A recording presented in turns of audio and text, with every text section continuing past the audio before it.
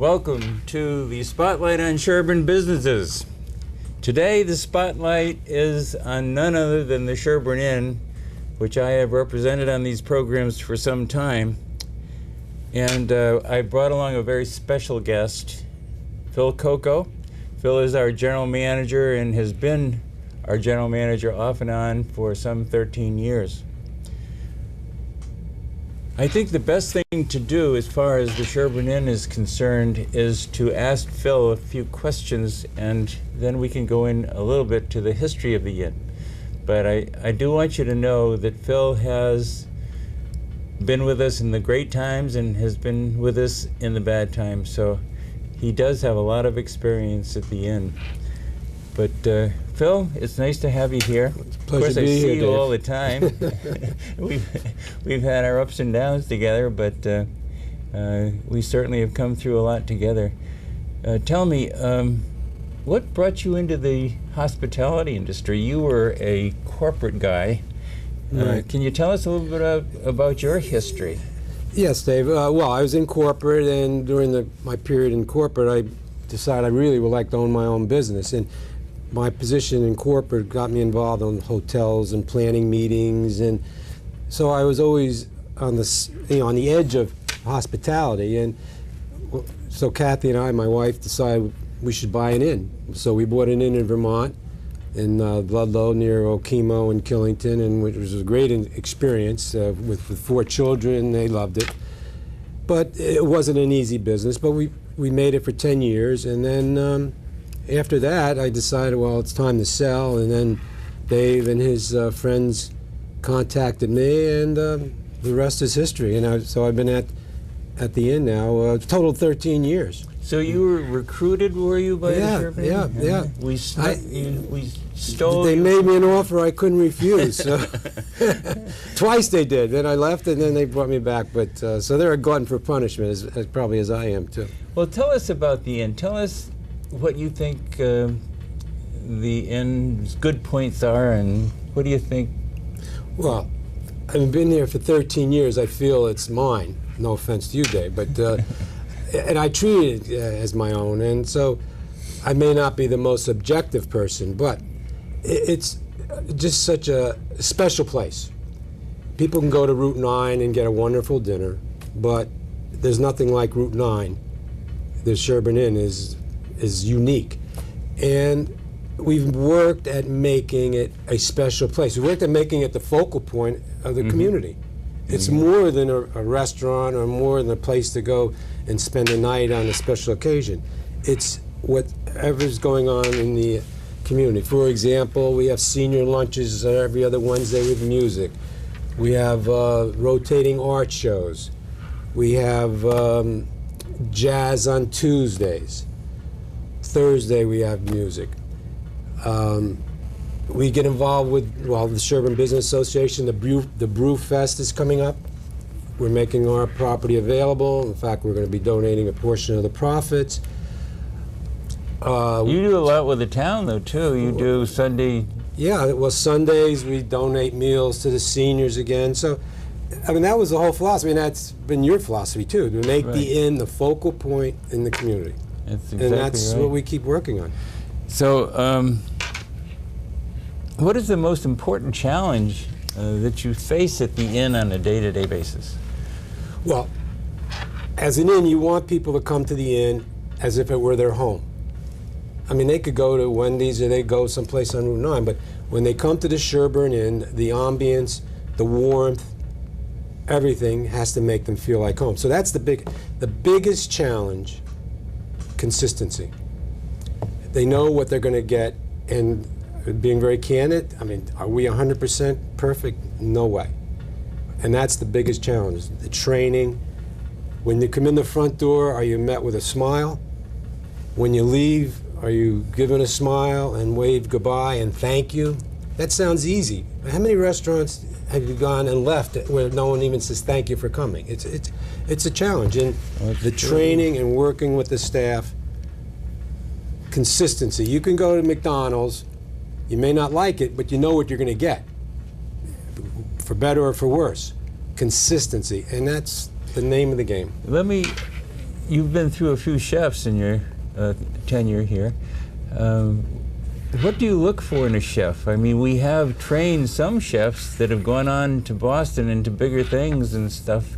How do you keep a guy that's really good? Well, first of all, the Sherborn Inn is in Boston. I mean, we don't want to emulate any fine dining. I mean, obviously, fine dining is, we want to, do it. But it's an inn, and our menu should reflect an inn's ambience and personality. It's not easy. I mean, that because the chef makes the statement. I don't do the cooking. You don't do the cooking. The chef. The product is important. The product, quality, quantity, but quality and consistency again. How the plate looks, and the answer to your question, you just work. You be very careful.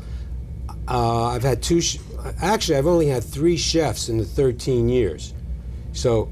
It's important. And speaking to that point, Dave, we have one employee who's been there more than 20 years, another one more than 15 years. So that all blends into the training and, be an extension of what you want the inn to be. Mm-hmm. And have the people that do that.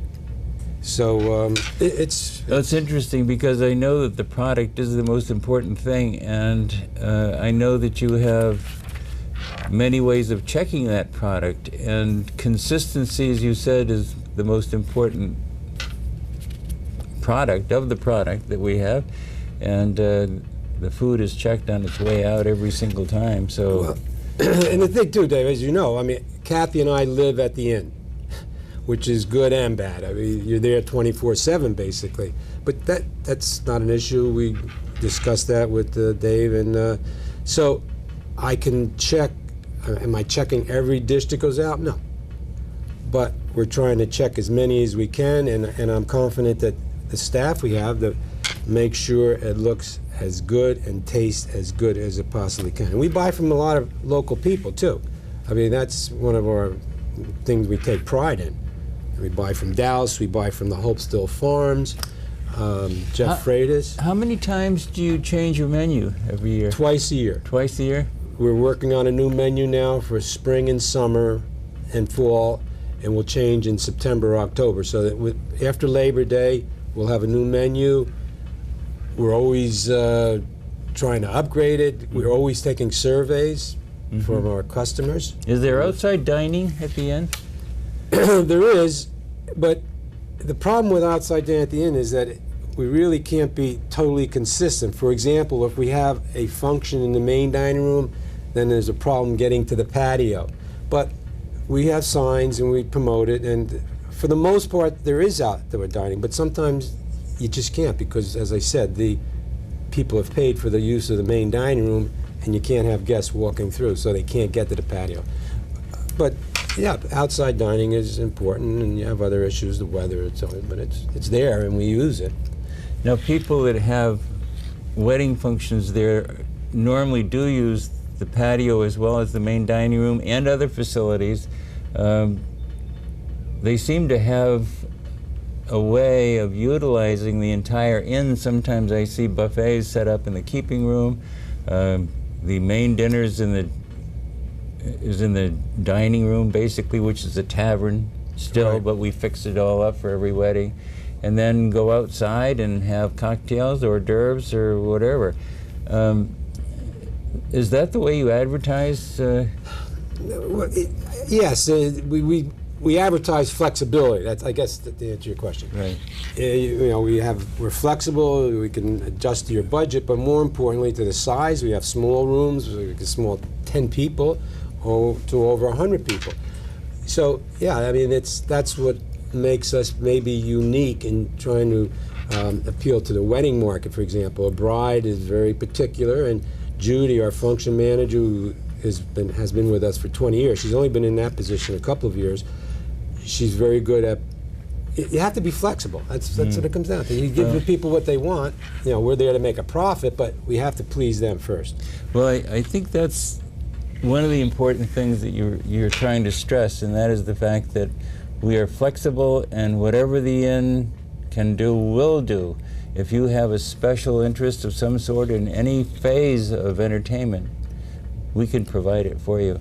Do you have bands and stuff that you call on particularly, or jazz groups, or how do you? We've been doing Tuesday night jazz for 15 years now.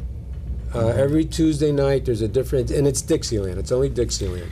So over the years we've built up a great catalog of groups and a following. It's a more senior group, the Dixieland music, but it's very important. But then Thursday nights, now we've moved into Friday and Saturday. Group therapy, for example, a local group, a wonderful group. Is that Lori? That's Lori Young, Elgus? and her. Yeah. It's wonderful, and they draw a large crowd, and they have a good time. And you're not going to get rich on something like that. It's more of a community thing. It's not. We don't lose money on it, but it once again, it gets people to the inn, and that's really, that's what like it's all you said, about. my strength is marketing, if I do have a strength, and so getting people passing through the inn is an important thing, and it's something that I guess I try to work hard at. And so, yeah, and we've done plays, we even did a burlesque show last year. We didn't get closed down, fortunately, but no. I'm always looking for acts. What's the out situation? That used to be very, very popular, and what's happened to it, or what's going on with it? Well, the out is a real challenge. What is the out? The out is a wine. It's a food boutique. It's little gift items. It's really a fun place to go. You could take out sandwiches. It's beer, but it's primarily wine and takeout food, and it's just a unique store. We're doing reasonably well at it. Gina's been manager for I think 2 years now. Its location is a challenge. It's set back and to get people to pass through, but she does wine tastings every Friday. There's a wine tasting, and it's just, and we obviously try to get the people to go to the inn to visit the out to get to buy their wines and food. So it's worth visiting because it has a lot of things. Cheese too. I've compared the prices at the out with other large-scale distributors in the area, and we are pretty competitive, I think, price-wise to anybody in the area, aren't we? We are, absolutely, right, definitely. With liquor, it might be hard when you have someone that can buy, say, 10 cases of a particular brand, and we can't do that. So, obviously, but as far as wines go, no, it's definitely, and the selection is very What do you have, more than 400? I don't know, is that what it's about, 400? About 400 different wines, so it's worth visiting, and you can do more than just buy wine. Obviously, there's cheese, and there's pâtés, and canned chocolates, wonderful chocolates. But so it complements the inn in a nice way. What else do you have? Anything else to offer about the inn before we go on to sort of another subject?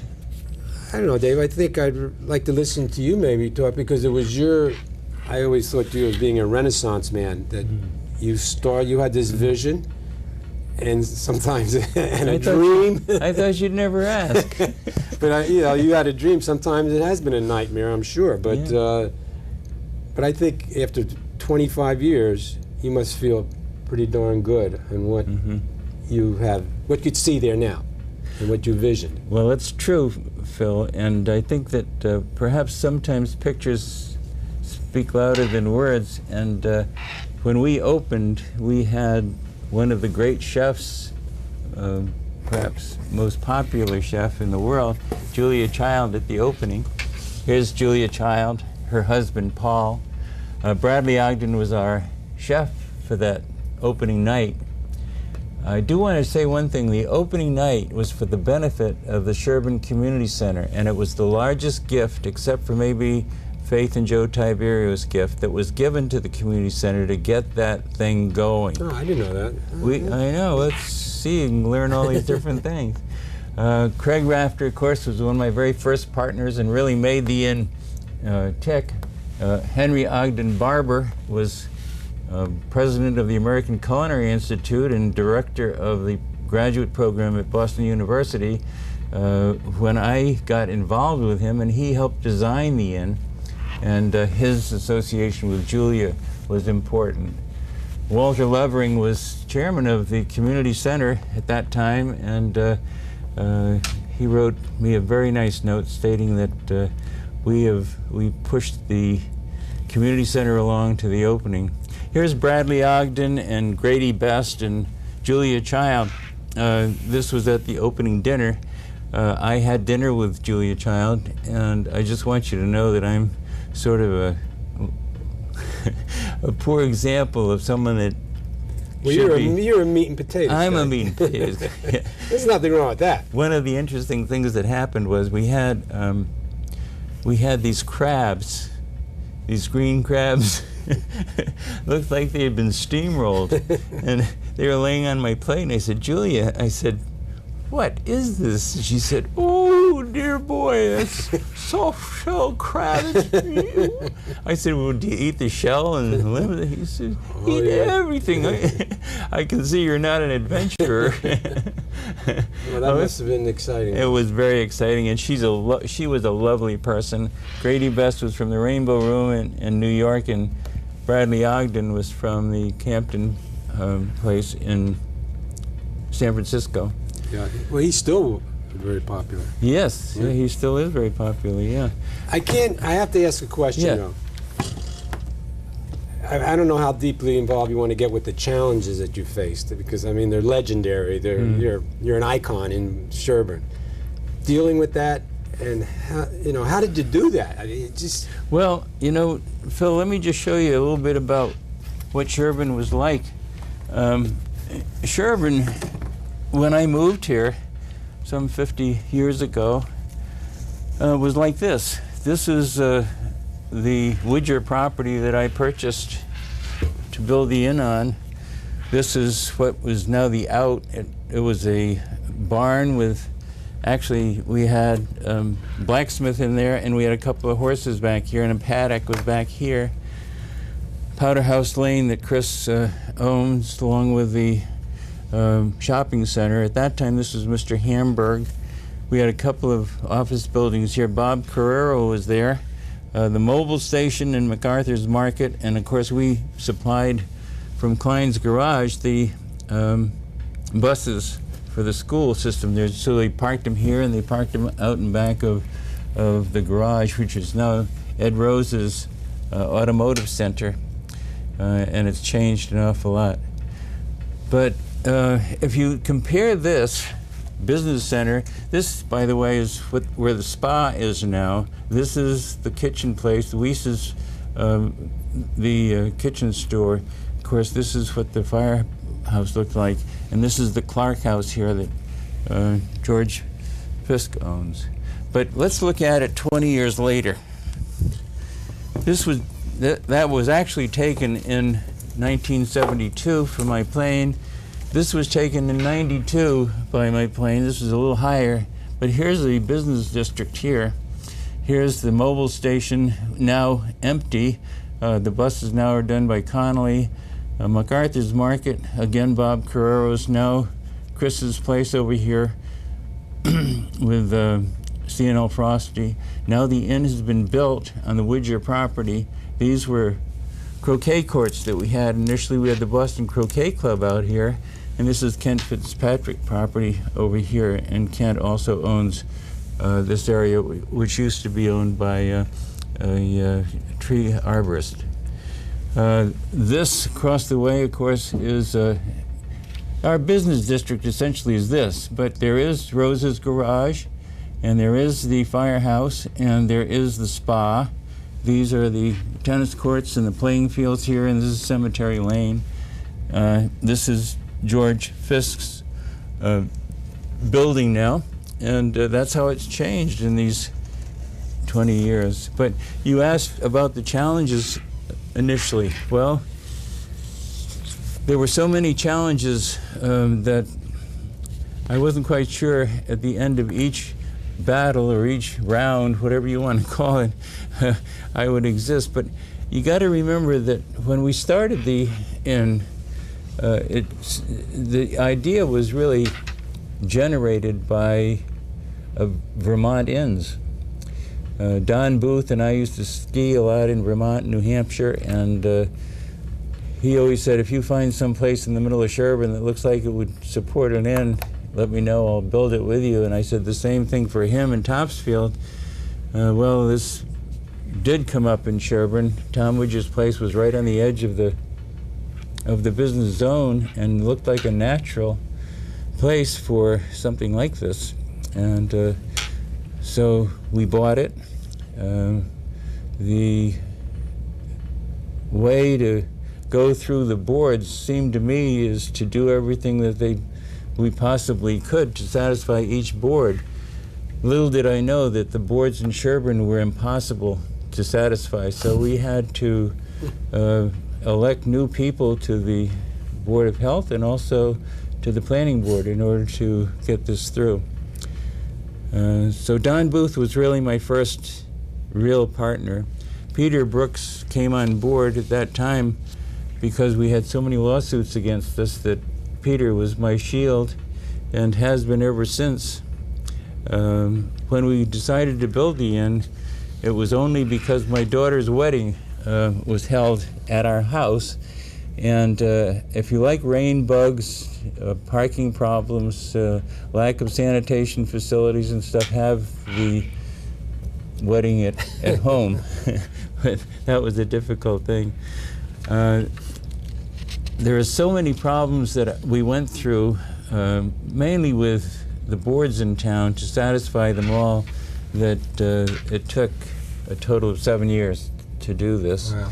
And we had to get a pouring license in Sherborn because there was no pouring license at that time, and that had to be on the state ballot every 2 years for 3 consecutive years, and had to be Pouring, mean beverages? Yeah, like the license we have at the inn where we pour liquor. Yeah.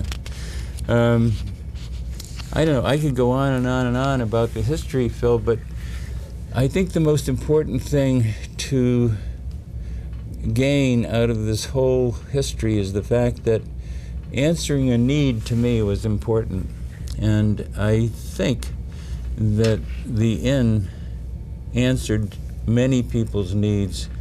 What I wanted it to be is to be a place that could be enjoyed by people, and for people to come and enjoy life and be happy there. And I try very hard to feel that we've accomplished that, although I know we've failed in many ways. This begs the question, would you do it again? You know, I think I would. Yeah. I really think I would. Knowing what I know now, I think that So you obviously would do it differently, though. I would maybe. do it differently, yeah. But yeah, would I do it again? Yeah. I've had the most wonderful life, so I have, yeah. Okay, the future. Well, that's a good question. You know, we're in a twilight years. Yeah, you we're in and the I. twilight years here, and I'm not getting any younger. But you've got to remember that there have been a lot of people involved in this.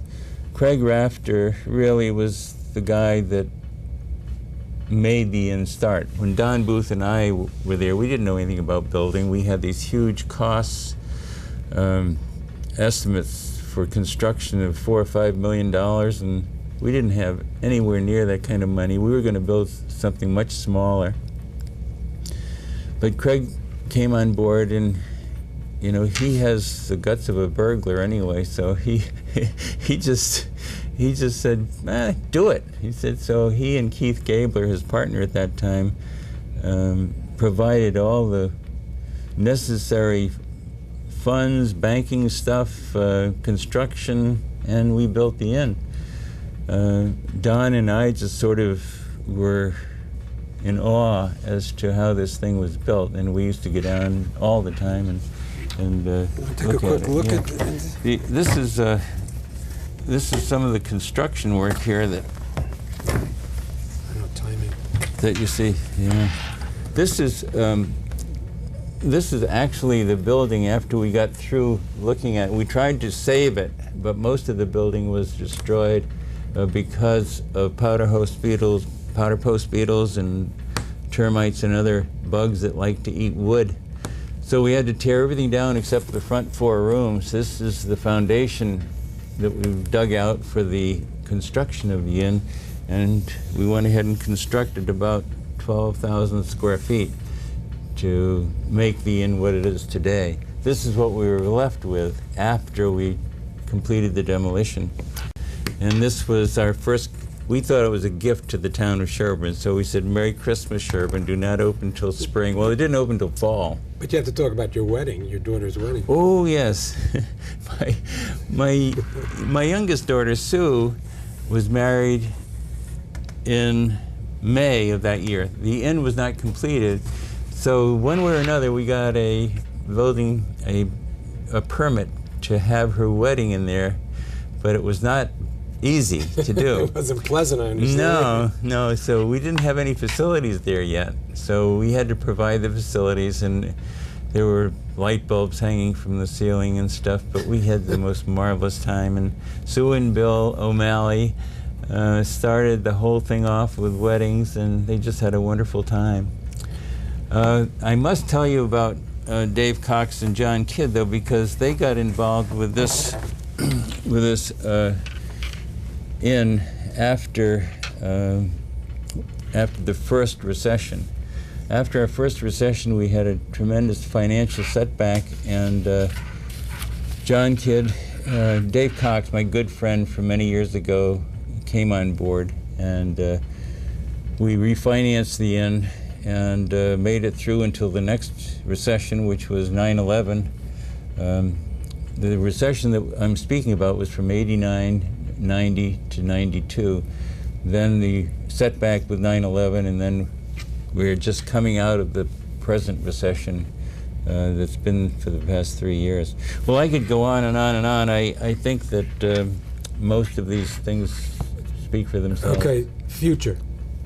Wrapping it up, Future. last question. Last question. What do you see as a future for the Sherborn Inn? The future is in the hands of Sherborn people.